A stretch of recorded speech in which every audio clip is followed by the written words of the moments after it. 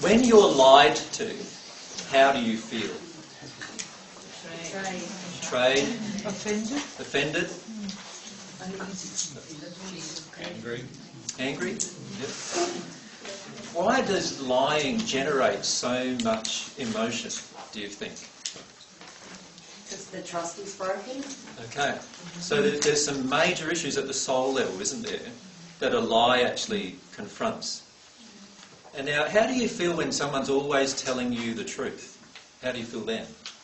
Confident. Confident? You've never experienced that.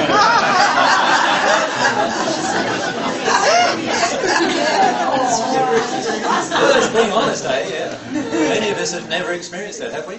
No, you can experience it through your children. You can, because your children initially, if you don't shut them down, will initially be reflectors of truth. Yep. But often what happens is we do not want their truth reflected back at us. So what do? We teach them how to lie. And many of us have grown up in that. Now, you can teach them how to lie very simply, just by refusing the truth from them. And they learn that there's an emotion. When mummy feels or daddy feels an emotion of anger, then I didn't do the right thing. You don't have to say a single thing to them, right? And all of a sudden now they're in a space where they feel the truth is actually not welcome. Now, how many of you feel, with all the people around you, that the truth is not welcome? How many of you feel that? Yeah. So very afraid. What does that cause within you? The fear of even staying in your truth, doesn't it? If the truth isn't welcome, then it means I'm not welcome. And if I'm not welcome and nobody's going to listen to the truth that I'm speaking, in the end what's going to happen? I feel in the end that I'm going to lose all my friends and lose all my family and I'll be alone. And how much don't we want to be alone? Because we don't want to feel that emotion either. Right? So what do we do instead? We start to lie. And lie, I don't mean just by lying. Lying isn't just the speaking of an untruth. Just holding back. Right? Lying can also be the holding back of an untruth. And your body will start to totally respond to these things that are going on within you. What happens is inside of your body, so certain chakra areas or major energy points in your body will start closing down when you feel you cannot speak your truth. So this brings us to the issue of personal truth. What is personal truth? Well, personal truth is your current emotional state and belief system. Right? Your current emotional state and belief system. Now, the New Age philosophy is that as long as you live in your personal truth, you will feel great. And that is actually a truth, believe it or not. That is, if you live in your personal truth, you will feel great. It doesn't mean that you eventually won't feel great. That it doesn't mean that it will be permanent. Because what happens is, often our personal truth is error. And all we're doing when we're living in it is we're feeling great, but actually breaking God's laws. And when we break God's laws, what happens? There's an automatic disharmony in our soul for breaking God's laws. All of God's laws are perfect, and there's an automatic penalty, if you like, upon our own soul for breaking any law. So what will happen eventually if you live in your own truth only is you'll become more and more unhappy. That's why the New Age stuff doesn't work all the time. Right? So, because you can live it and live it and live it, and yet you still feel like you're unhappy. Right? You don't ever feel this really sense of joyous being, a blissful life.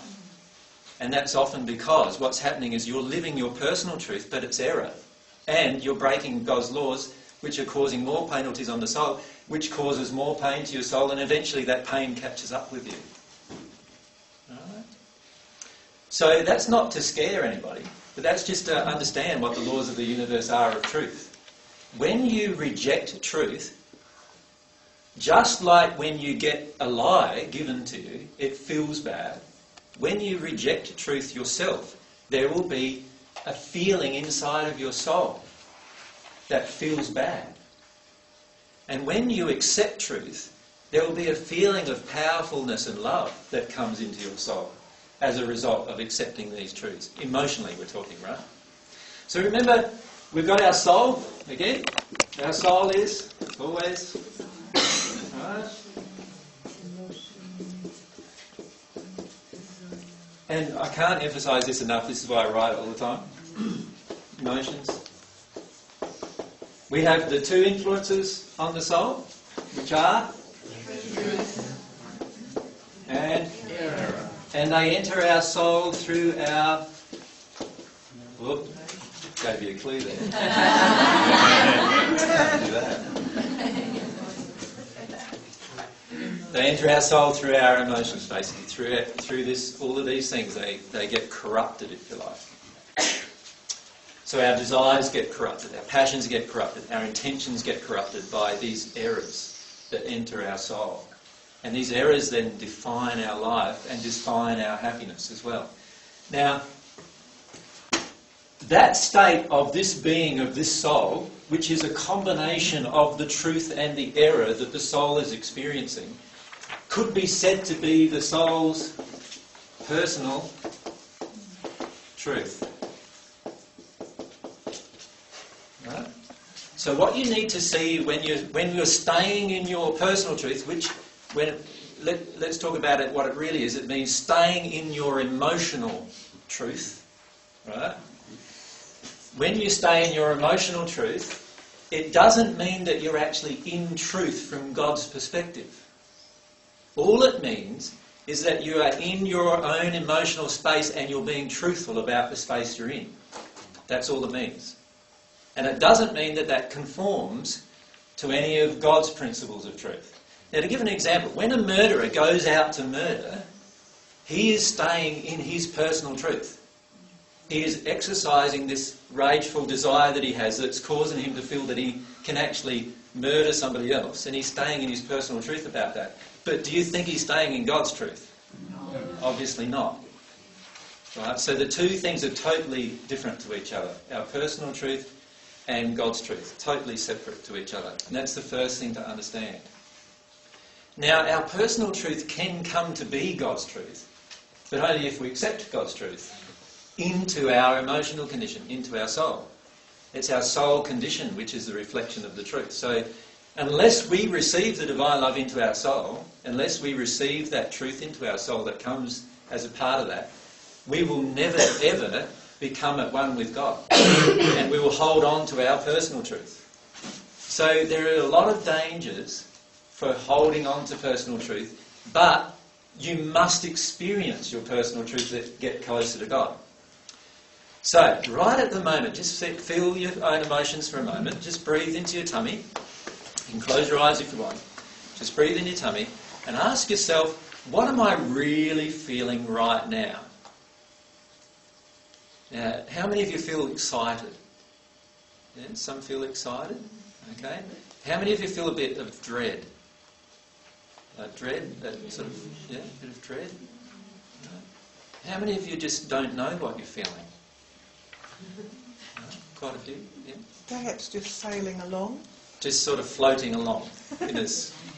Agreeably. Agreeably. Is that living in your passion? You see, what often happens is we become so detuned from our own emotion that we're not even experiencing our own emotional truth. Right?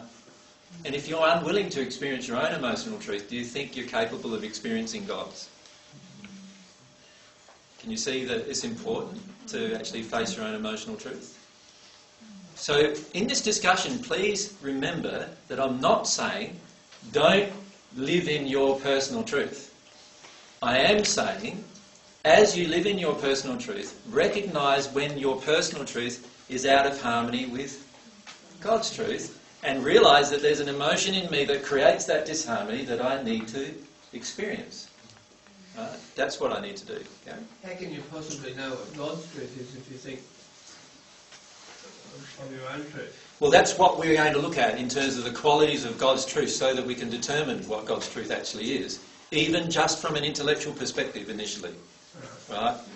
But eventually, the only way to actually know what God's truth is to firstly experience God's love into you and God's truth enters. Remember, the love always enters through the Spirit of truth, through the Holy Spirit.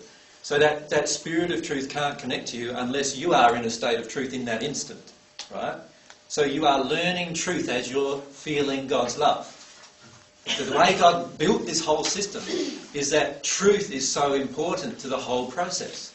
Without the truth, the love can't be experienced, right? And that's why I said the truth will set you free. It's not the love that sets you free. Because firstly, when you start, you're not feeling any love or very much love from God, right? And there's a way to access that love, but it's only by you coming into truth. So it's actually the truth that sets you free. Learn to have a love for God's truth. That's what will set you free.